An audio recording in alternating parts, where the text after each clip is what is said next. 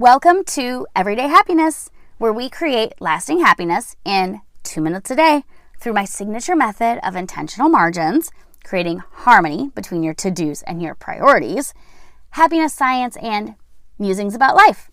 I'm your host, Katie Jeffcoat, and today I'm curious.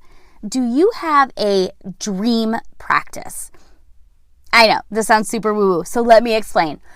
I was listening to a podcast where this woman said she had a dream practice, and it's this idea that you write for like 15 minutes a day.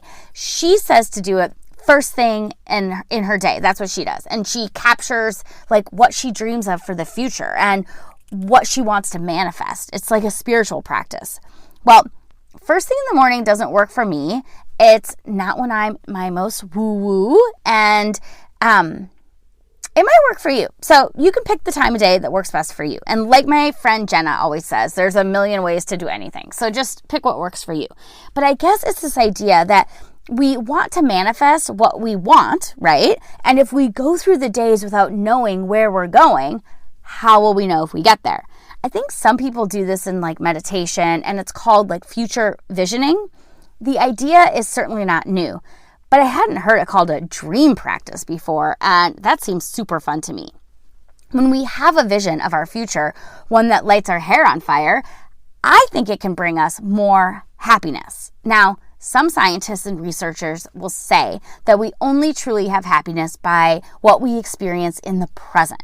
So I'm still chewing on this concept myself. I like the idea of having something to look forward to. I feel satisfaction and joy in planning the trip, not just experiencing the vacation, right? So I would argue that there's this happiness research that's not quite one size fits all, but take what you will from it. And I might not be alone, because there's this scientist, her name is Sonja Lyubomirsky. I've totally messed that up. I'll put it in the show notes. And she is a leading happiness researcher. And she explains how dreaming of your best self might work. So she says to try it out, sit in a quiet place and take 20 to 30 minutes to think about what you expect your life to be 1, 5, or 10 years from now. Visualize a future for yourself in which everything has turned out the way you've wanted. You have tried your best, worked hard, and achieved all of your goals. And now write down what you imagine.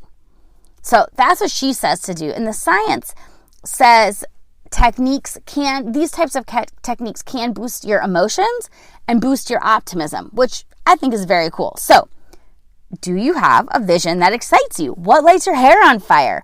I think you have hope, right? That's really fun. At least it is for me. So do you have a dream practice? Do you have a dream that excites you?